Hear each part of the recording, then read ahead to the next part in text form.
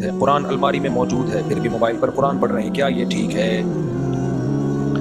جائز ہے، موبائل پہ بھی پڑھ سکتے ہیں، زبانی جب پڑھ سکتے ہیں، قرآن سامنے رکھا ہوا لیکن آپ زبانی پڑھ رہے ہو تو موبائل پہ کیوں نہیں پڑھ سکتے؟ لیکن ثواب ہے زیادہ مصحف میں پڑھیں، اس کی الگ برکت ہوتی ہے۔ جتنا پروٹوکول دیں گے قرآن کو اس کی اتنی برکتیں زیادہ ہوں گی۔ لیٹ کی تلاوت بھی جائز ہے نا، لیکن بیٹھ کے کریں گے تو زیادہ ثواب ملے گا۔ بغیر وضو کے بھی جائز ہے، وضو کر کے کریں گے تو اور زیادہ عزت دے رہے ہیں۔ تو بغیر مصحف کے زبانی بھی پڑھ سکتے ہیں، لیکن قرآن سامنے رکھیں گے تو اور زیادہ اس کی اہمیت ہوگی اور آپ کے دل میں بھی اس کی عزت بیٹھے گی۔ دیکھو دین میں نا اپنے مزاج کو مت داخل کیا کرو۔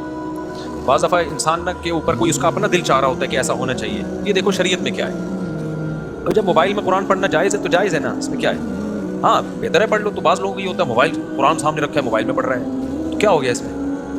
بہت ساری چیزیں ہم دن میں نا لوگوں سے واسطہ پڑتا ہے ہمارا، تو کوئی بری چیز نہیں ہوتی، لیکن آپ کا ایک خاص معیار بن چکا ہوتا ہے تو آپ کو بری لگ رہی ہوتی ہے وہ۔ میں بتایا تھا نا اعتکاف میں لوگ بعض دفعہ پوری رات پڑے سوتے رہتے ہیں، تہجد نہیں پڑھتے۔ تو ہماری انتظامیہ کے بعض لوگوں نے کہا یہ اعتکاف میں آئے ہوئے ہیں تہجد نہیں پڑھ رہے، تو میں نے کہا نہیں پڑھ رہے تو کیا ہے، تو پڑھے رہنے تو فجر تو پڑھ رہے ہیں نا، پڑھ لیں اچھی بات ہے، ان کو سمجھاؤ، لیکن نہیں پڑھنے سے آپ کو تکلیف کیوں ہو رہی ہے؟ ٹھیک ہے نا، یہ تکلیف ہونا غلط ہے۔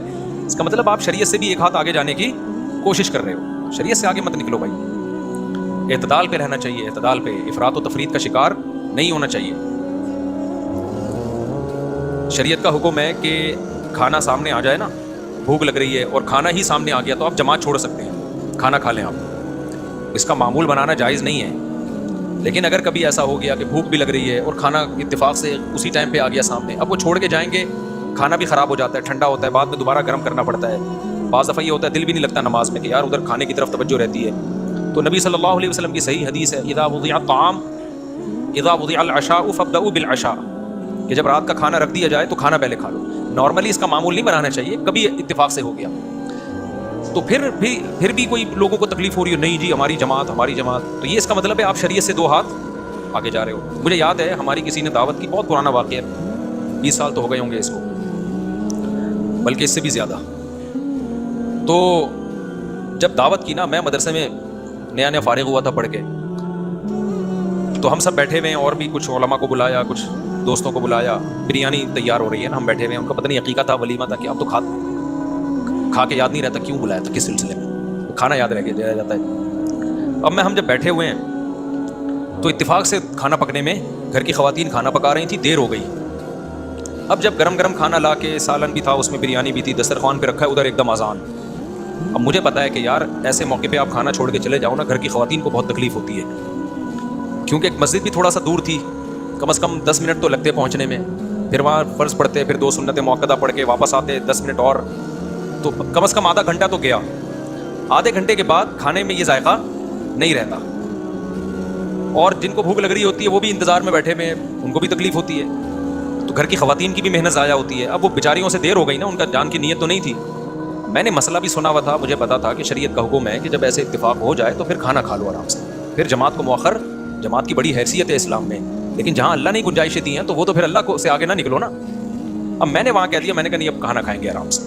اچھا اس میں بھی بعض لوگ یہ کر رہے ہوتے ہیں، جماعت نکل رہی ہے جلدی لکھاؤ، یہ غلط ہے، پھر یہ بھی غلط ہے۔ جب کھا رہے ہو تو پھر تسلی سے کھاؤ، قضا نہ ہونے دو، اتنا تسلی نہیں کہ قضا ہو جائے، قضا کرنا تو کسی قیمت پہ جائز نہیں ہے، لیکن اب جب شروع کر دیا تو گھڑی دیکھنا، یہ بھی میزبان کے لیے یہ عمل بھی تکلیف دہ ہوتا ہے۔ یار ہم تو 1 مہینے سے دعوت کا کہہ رہے تھے، اب جب غلطی ہو گئی ہم سے، دیر ہو گئی ہم سے، یار اب آپ یا تو کھا لو یا چھوڑ کے چلے جاؤ، نہ ادھر کے نہ ادھر کے۔ میں نے مسئلہ بتایا لوگوں کو، میں نے کہا بھائی اس بارے میں صحیح حدیث ہے، ہم نے علماء سے سنا ہے، مفتیان کرام سے سنا ہے، جب کھانا آ گیا ہے تو اب میزبان کا بھی اکرام ہے، ہم کوئی عادت تو نہیں ہے نا جماعت چھوڑنے کی، سب ماشاءاللہ جماعت سے نماز پڑھنے والے لوگ تھے، میں نے کہا اب کھا لیں آرام سے۔ نہیں جی جماعت نہیں، ہماری ایک نے کہا میری تکبیر اولیٰ اتنے عرصے سے نہیں چھوٹی، دوسرے نے یہ کہا، انہوں نے کہا، یہ سارے نیک لوگ تھے نا، تو مسئلہ تو نیک لوگوں کے ساتھ ہی زیادہ، یعنی بعض دفعہ، ہمیشہ نہیں۔ میں کہہ رہا ہوں یار کھا لیں چھوڑ سکتے ہیں، تو مجھے لگا کہ اپنا مزاج جو ہے نا، مزاج اور ریکارڈ بنانا کہ ہم جماعت نہیں چھوڑتے، یہ ریکارڈ کی زیادہ ویلیو ہے، شریعت دوسری طرف ہے، تو یہ غلط ہے۔ سمجھتے ہو کہ نہیں سمجھتے ہو؟